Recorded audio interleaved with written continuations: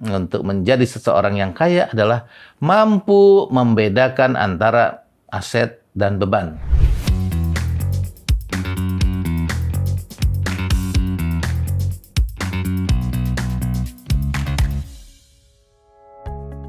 Halo teman HR, apa kabar?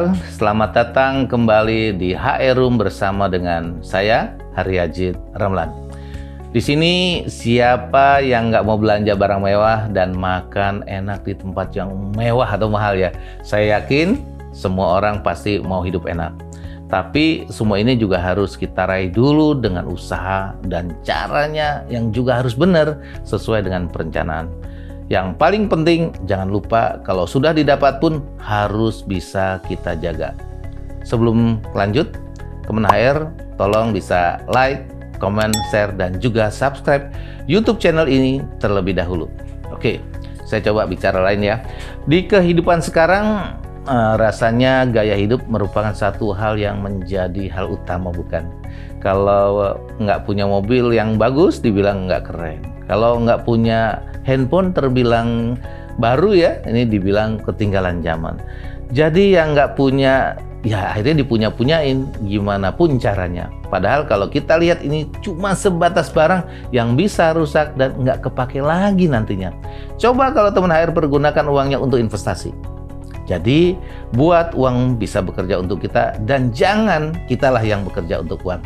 Nah, ini adalah satu kalimat yang pernah saya baca dalam bukunya Rich Dad Poor Dad, bukunya Robert Kiyosaki yang menarik, yang menurut saya karena masalah keuangan memang cukup krusial di kehidupan kita dan masih banyak orang yang keliru bagaimana caranya mengatur keuangan yang baik. Singkat ceritanya nih, ada dua orang ayah yang memiliki pemikiran yang berbeda. Yang pertama, ada ayah miskin, poor dad.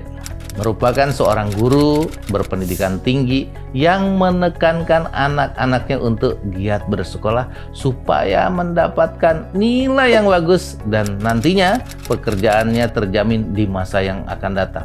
Dengan kata lain, ia menyarankan agar anak-anaknya menjadi pegawai yang berpenghasilan tinggi.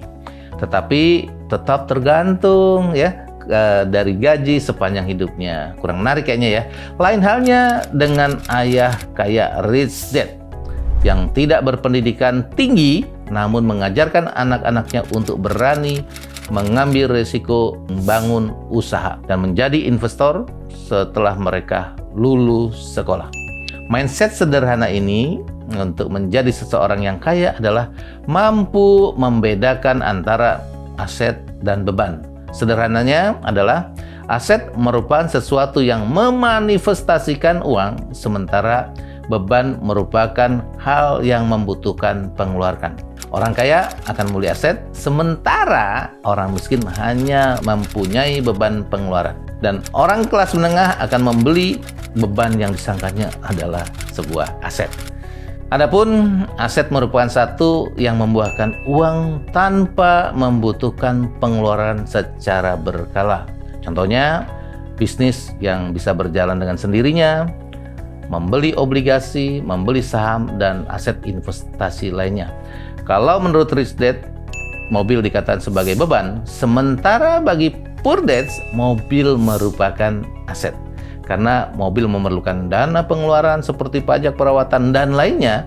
Oleh sebab itu, bagi Rich Dad, mobil bisa dikatakan sebagai beban. Alhasil, tak sedikit pula orang kaya pada masanya, seperti direktur maupun CEO, yang mempunyai penghasilan terbilang luar biasa. Tetapi, sayangnya berakhir dengan sebuah utang. Sayang ya, karena mereka hanya membeli barang-barang mewah yang memerlukan perawatan untuk dimilikinya. Kita pasti sering juga melihat beberapa artis ataupun public figure yang kaya, yang kemudian justru berakhir tidak baik akibat boros yang dilakukan terkait dengan keuangan. Dan hal ini terjadi karena mereka tidak mempunyai financial planning.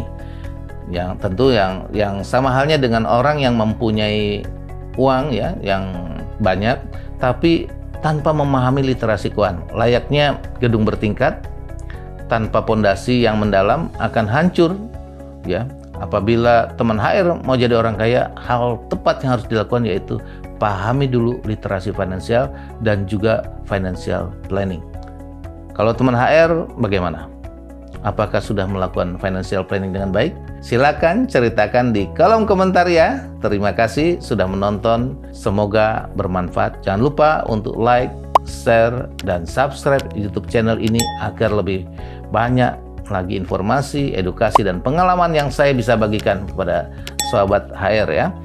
Sampai jumpa di video HR Room berikutnya. Salam, bye.